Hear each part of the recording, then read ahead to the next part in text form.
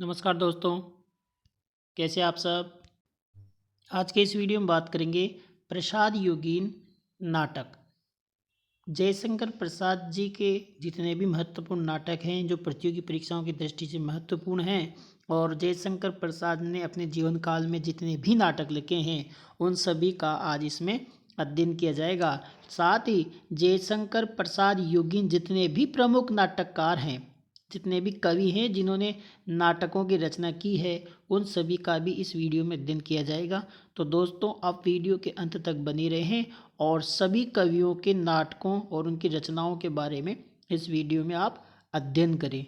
अगर आप अभी चैनल पर नए हैं तो चैनल को सब्सक्राइब करें, लाइक करें और ज़्यादा से ज़्यादा शेयर करें। बात करें जयशंकर प्रसाद की। जयशंकर प्रसाद का जन्म 1889 में हुआ और इनकी मृत्यु 1937 में इनकी मृत्यु हुई। गीति नाट्य लेखन प्रवर्तक जयशंकर प्रसाद को माना जाता है। गीति नाट्य लेखक का प्रवर्तक किसको माना जाता है? जयशंकर प्रसाद को। डॉक्टर नगेंद्र व अज्ञे ने हिंदी का प्रथम एकांकीकार किसे माना है? जयशंकर प्रसाद को। किसने? नगेंद्र ने और अज्ञे ने हिंदी का प्रथम एकांकीकार जयशंकर प्रसाद को माना है। जयशंकर प्रसाद ऐतिहासिक नाटककार माने जाते हैं। इनके नाटकों का अंत न तो सुखांत होता है और न ही दुखांत होता है, बल्कि प्रासादांत होता है, जिसमें नाटक हल का अंतिम वोक्ता नहीं होता है। प्रसाद के नाटक रंगमंचीय दृष्टि से असफल माने गए हैं, क्योंकि इनके नाटकों में पात्रों की संख्या बहुत ज़्यादा मानी गई है। जयशंकर प्रसाद के नाटकों में बात करें तो सबसे पहला नाटक आता है सज्जन। सज्जन से पहले मैं आपको बता दूं, जयशंकर प्रसाद ने अपने जीवन काल में कुल 13 नाटक लिखे हैं। दोस्तों, प्रतियोगी परीक्षाओं में यह प्रश्न भी कई दफ़ा छपता है कि जयशंकर प्रसाद के द्वारा अपने जीवन काल में कुल कितने नाटक लिखे गए। तो 13 नाटक इन्होंने अपने जीवन काल में लिखे हैं, और उनमें से पहला नाटक है सज्जन, जो कि 1910 में लिखा गया। इसमें युधिष्ठिर की सज्जनता का वर्णन किया गया है। यह महाभारत पर आधारित है। दोस्तों, प्रतियोगी परीक्षाओं में पूछा जाता है कि सज्जन में किसका उल्लेख किया गया है, तो महाभारत पर यह आधारित है, और युधिष्ठिर की सज्जनता का इसमें उल्लेख किया गया है। 1910 में लिखा गया है और जयशंकर प्रसाद का यह बहुत प्रसिद्ध नाटक है। इसको एकांकी नाटक के नाम से भी जाना जाता है। दूसरे नंबर पर जयशंकर प्रसाद का प्रसिद्ध नाटक आता है कल्याणी परिणय। कल्याणी परिणय नागरी प्रचारणी सभा के द्वारा 1912 में प्रकाशित किया गया। इसमें सेल्यूकस निकेटर की पुत्री और चंद्रगुप्त का प्रेम का वर्णन किया गया है कल्याणी परिणय में। दोस्तों, करुणालय। करुणालय का समय 1912 माना जाता है। हिंदी का पहला गीति नाट्य किसे माना जाता है? करुणालय को माना जाता है हिंदी का पहला गीति नाट्य। बहुत महत्वपूर्ण प्रश्न है। हिंदी का पहला गीति नाट्य कौन से नाटक को माना जाता है? तो करुणालय 1912 जयशंकर प्रसाद जी का ये नाटक है। पद और गीति नाट्य शैली पर आधारित यह नाट्य हरिश्चंद्र और विश्वामित्र के प्रसिद्ध पौराणिक आख्यान पर आधारित है। दोस्तों, इसके बाद आता है प्रायश्चित 1913। जयचंद्र के प्रायश्चित का इसमें वर्णन है। आगे आता है राजश्री, जिसका काल है 1915, इसका समय अवधि माना गया है। राजश्री 1915 में हर्षवर्धन की बहन राजश्री हैं, और इनके चरित्र पर प्रकाश डाला गया है। किसके चरित्र पर? हर्षवर्धन की बहन राजश्री के चरित्र पर प्रकाश डाला गया है। इस नाटक का आधार हर्ष चरित्र तथा चीनी साहित्य हैंसोंग का ऐतिहासिक वर्णन इसमें किया गया है। दोस्तों, आपको देखने को मिलेगा, और आप इनके जो पूरे नाटक है उनको अगर देखोगे ना तो आपको पता चलेगा इतिहास से संबंधित ही इन्होंने नाटक लिखे हैं, क्योंकि जयशंकर प्रसाद को ऐतिहासिक नाटककार माना जाता है। आगे बात करें विशाख की। 1921 में इन्होंने विशाख नाटक लिखा।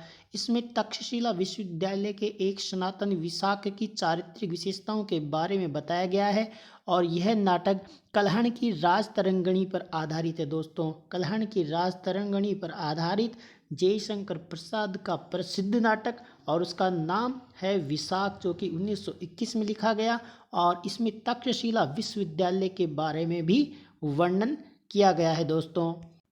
अजातशत्रु 1922 में लिखा गया प्रसिद्ध नाटक है। इसमें बिंबिसार और अजातशत्रु के संघर्ष का वर्णन किया गया है। कामना 1924 में लिखा गया जयशंकर प्रसाद जी का प्रसिद्ध नाटक है। इसमें प्रसाद जी का प्रतीकात्मक और समस्या मूलक नाटक इसको माना जाता है। प्रतियोगी परीक्षाओं में प्रश्न कैसे छपेगा, उसमें पूछा जाएगा कि जयशंकर प्रसाद जी का प्रतीकात्मक और समस्या मूलक नाटक कौन सा है, तो वह है कामना, जो कि 1924 में जयशंकर प्रसाद जी के द्वारा लिखा गया। जन्मेजय का नाग यज्ञ 1926 में लिखा गया। इस पौराणिक नाटक में जन्मेजय का नागों के साथ संघर्ष का वर्णन किया गया है। जन्मेजय का नाग यज्ञ 1926। दोस्तों, ये बहुत महत्वपूर्ण नाटक है क्योंकि जयशंकर प्रसाद जी ऐतिहासिक नाटककार माने जाते हैं। उसके साथ ही इन्होंने एक पौराणिक नाटक भी लिखा है, और वो पौराणिक नाटक कौन सा है, जन्मेजय का नाग यज्ञ। और इसको कब लिखा, 1926 में इसको लिखा है। एकमात्र पौराणिक नाटक जन्मेजय का नाग यज्ञ। स्कंदगुप्त 1928 में लिखा गया। इस नाटक में स्कंदगुप्त का त्यागमय जीवन भारतीयों के लिए सदैव प्रेरणा स्रोत बना रहेगा। प्रेम का त्रिकोणीय संघर्ष देखने को इसमें मिलता है। स्कंदगुप्त विजय से प्रेम करता है और देवसेना स्कंदगुप्त से करती है। इसमें स्कंदगुप्त के बारे में बताया गया है, जो कि जयशंकर प्रसाद का बहुत महत्वपूर्ण नाटक है। 1928 में इसको लिखा गया। इनके आपको सन भी याद करने हैं। कई दफ़ा प्रतियोगी परीक्षाओं में जयशंकर प्रसाद के नाटक काल क्रम के अनुसार पूछे जाते हैं दोस्तों, तो आप इनको समय के अनुसार भी याद करें कि कौन सा नाटक कौन से समय में कौन से सन में लिखा गया। तो स्कंदगुप्त जो नाटक है जयशंकर प्रसाद का 1928 में लिखा गया। आप मुझे कमेंट्स बॉक्स में लिखकर बताएं कि जयशंकर प्रसाद का सज्जन नाटक कब लिखा गया। स्कंदगुप्त की प्रमुख पंक्तियों के बारे में बात करें तो मेरे इस जीवन के देवता उस जीवन के प्राश्य क्षमा। इस कथन की बात करें तो यह कथन देवसेन का है। देवसेना ने क्या कथन कहा है, मेरे इस जीवन के देवता उस जीवन के प्राय समा। यह देवसेन का कथन है। आहा वेदना मिली विदाई, यह कथन देवसेना का है। दोस्तों, कई बार भी प्रतियोगी परीक्षा में पूछा जाता है कि स्कंदगुप्त नाटक में आहा वेदना मिली विदाई कथन किसका है, तो देवसेन का है। और आपको मैं बता दूं, भारतेंदु हरिश्चंद्र जी के भारत जननी को भी कई विद्वान प्रथम गीति नाट्य मानते हैं दोस्तों। और मैंने आपको भी बताया है कि करुणालय जो जयशंकर प्रसाद जी का नाटक है, उस नाटक को प्रथम गीति नाट्य माना जाता है। साथ ही कई आलोचक भारतेंदु जी के भारत जननी नाटक को भी प्रथम गीति नाट्य मानते हैं। एक घूंट 1929 में लिखा गया जयशंकर प्रसाद जी का नाटक है। यह एकांकी है दोस्तों। इसमें प्रतीकात्मक समस्या मूलक नाटक इसको कहा जाता है। 1929 में एक घूंट लिखा गया।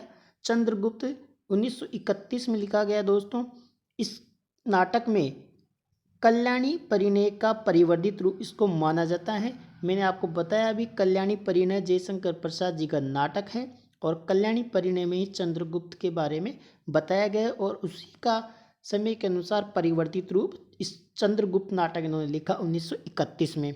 चंद्रगुप्त कौर्नेलिया इसके मुख्य पात्र राष्ट्रीय भावना में ओतप्रोत यह प्रसाद का सबसे अच्छा नाटक माना जाता है। और इसकी प्रमुख पंक्ति की बात करें तो अरुण ये मधुमेह देश हमारा, जहाँ पहुँच अनजान क्षितिज को मिलता। यह इसकी प्रसिद्ध पंक्ति है चंद्रगुप्त नाटक की, जो कि 1931 में लिखा गया और कल्याणी परिणय का ही यह परिवर्धित रूप है। ध्रुव स्वामिनी नाटक। ध्रुव स्वामिनी जयशंकर प्रसाद जी का अंतिम नाटक माना जाता है। जिस प्रकार मैंने आपको बताया, जयशंकर प्रसाद ने अपने जीवन काल में कुल 13 नाटक लिखे, जिसमें से ये 13वें क्रम का नाटक है ध्रुव स्वामिनी, जो कि 1933 में लिखा गया। 13 से आपको याद रखना है, 13-33, ठीक है दोस्तों। ध्रुव स्वामिनी 1933 में लिखा गया है। प्रसाद जी का अंतिम नाटक माना जाता है और रंगमंचीय दृष्टि से सबसे सफल नाटक इसको ध्रुव स्वामिनी को माना जाता है। जैसा कि मैंने आपको प्रारंभ में बताया है कि जयशंकर प्रसाद ऐतिहासिक नाटककार हैं और उनके नाटक रंगमंचीय दृष्टि से बहुत महत्वपूर्ण नहीं हैं। उनके नाटक ज़्यादा रंगमंच की दृष्टि से महत्वपूर्ण नहीं है, लेकिन एकमात्र नाटक ध्रुवस्वामिनी जो कि रंगमंच की दृष्टि से बहुत महत्वपूर्ण है, और वह कौन सा है? ध्रुवस्वामिनी नाटक। इसमें अनमेल विवाह, तलाक, पुनर्विवाह की समस्याओं को उठाया गया है।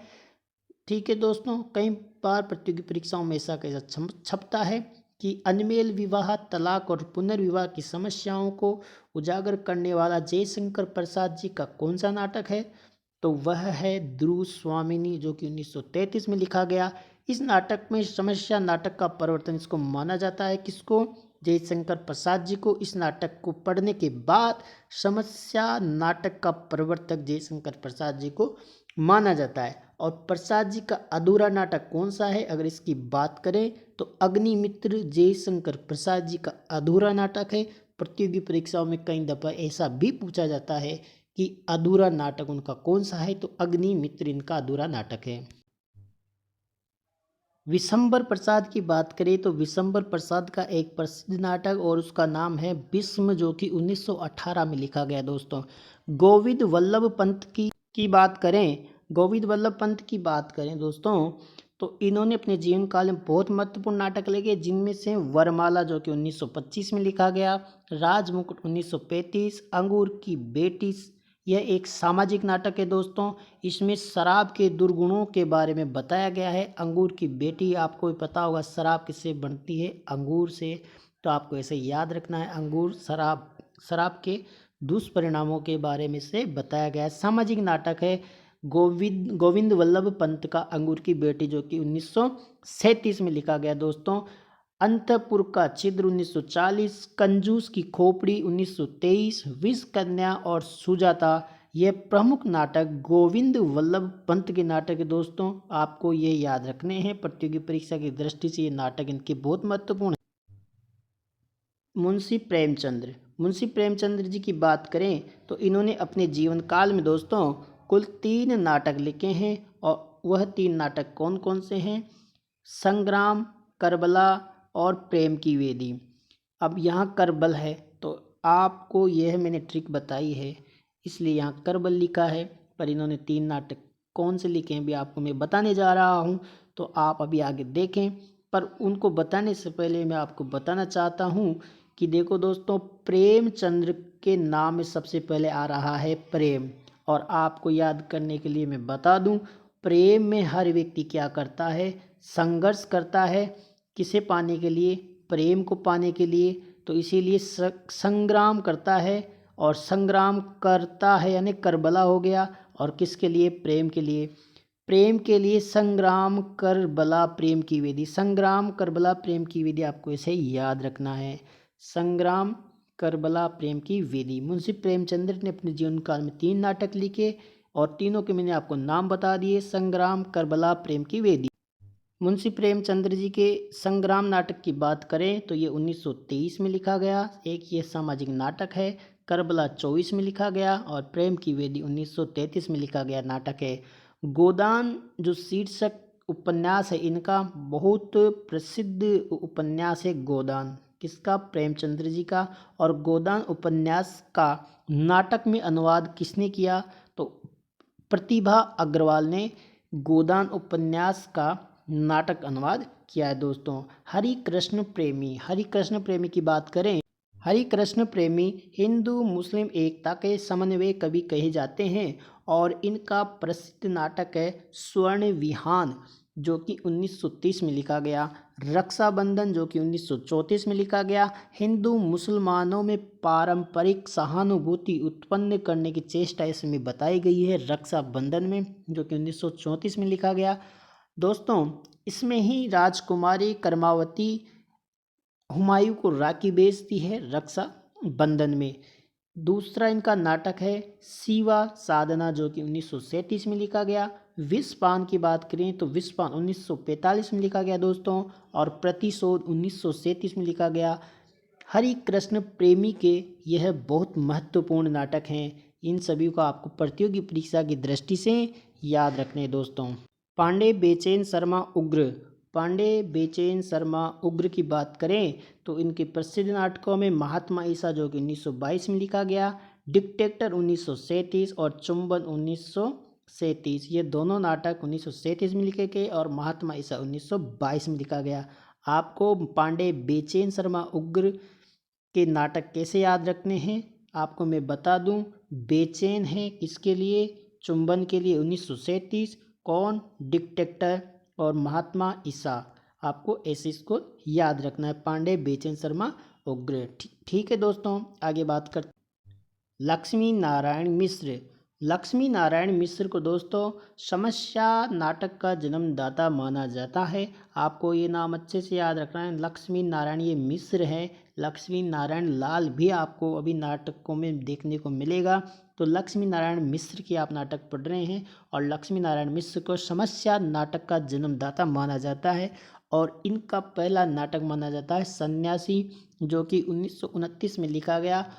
वत्सराज, राक्षस का मंदिर, मुक्ति का रहस्य, राजयोग, आधी रात, कवि भारतेंदु और सिंदूर की होली, विधवा विवाह एवं नारी उद्धार का प्रमुख नाटक माना जाता है लक्ष्मी नारायण मिश्र का सिंदूर की होली, जो कि 1934 में लिखा गया।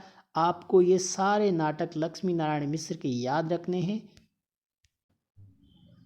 उदय शंकर भट्ट। उदय शंकर भट्ट का प्रसिद्ध नाटक विक्रमादित्य 1929 में लिखा गया दोस्तों। सागर विजय 1933, कमला नाटक इनका बहुत प्रसिद्ध नाटक 1935 में लिखा गया। ये आधुनिक काल से संबंधित है। मुक्तिपथ 1944 में लिखा गया। मत्स्य गंधा और विश्वामित्र इनके गीति नाट्य माने जाते हैं। मत्स्य गंधा और विश्वामित्र इनका बहुत प्रसिद्ध नाटक है। कमला, मत्स्य गंधा और विश्वामित्र और विक्रमादित्य, ये 4 नाटक तो आपको याद रखने हैं उदय शंकर भट्ट के, बहुत महत्वपूर्ण प्रतियोगी परीक्षा की दृष्टि से। मत्स्य गंधा शंकर भट्ट, विश्वामित्र शंकर भट्ट। जेपी श्रीवास्तव, इनका पूरा नाम गंगा प्रसाद श्रीवास्तव है दोस्तों।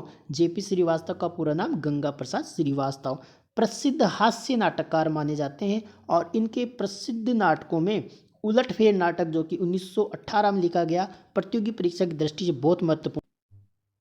अन्य नाटककारों में बात करें तो राम कुमार वर्मा के नाटकों की बात करते हैं दोस्तों। तो राम कुमार वर्मा का विजय पर्व है, कला और कृपाण है, अशोक का शोक है और अंधकार राम कुमार वर्मा जी की प्रसिद्ध नाटक है। वृंदावन लाल के नाटकों की बात करें तो वृंदावन पूर्व की ओर, निकोबार और बोर्निया की संस्कृति पर आधारित ये नाटक है। पूर्व की ओर, हंस मयूर, पीले हाथ, झांसी की रानी, राखी की लाज और बांस की फांस, ये बहुत प्रसिद्ध नाटक है। बांस की फांस, जो कि वृंदावन लाल के द्वारा लिखा गया। अब आपको ये कैसे याद रखना है वृंदावन लाल के, देखो वृंदावन अपनी राजस्थान के पूर्व में है। कहाँ है, ब्रज क्षेत्र, वृंदावन यूपी उत्तर प्रदेश। ठीक है, वृंदावन वहाँ पर स्थित है उत्तर प्रदेश में, और उत्तर प्रदेश राजस्थान के पूर्व में है। तो देखिए पूर्व की ओर वृंदावन, पूर्व की ओर है ना वृंदावन, और वहाँ क्या है, उत्तर प्रदेश में ही झांसी की रानी है। झांसी की रानी पूर्व की ओर, राखी की लाज और बांस की फांस। बांस की फांस कहाँ है, पैर में कहाँ लगी बांस की फांस, वृंदावन में बांस की फांस। तो आपको ये सारे नाटक ऐसे याद रखने। उम्मीद है दोस्तों प्रसाद युगीन नाटककारों के बारे में मैंने आपको बताया है और उनके प्रसिद्ध नाटक भी मैंने आपको इस वीडियो में बताने की पूरी कोशिश की है। अब नेक्स्ट वीडियो में बात करेंगे प्रसादोत्तर युगीन प्रमुख नाटक और उनके नाटककारों के बारे में।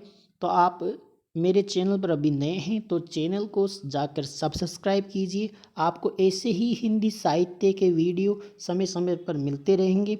आपको अपने लक्ष्य तक पहुंचाने के लिए हमेशा मैं प्रयासरत रहूँगा। तो आज के लिए इतना ही दोस्तों, धन्यवाद।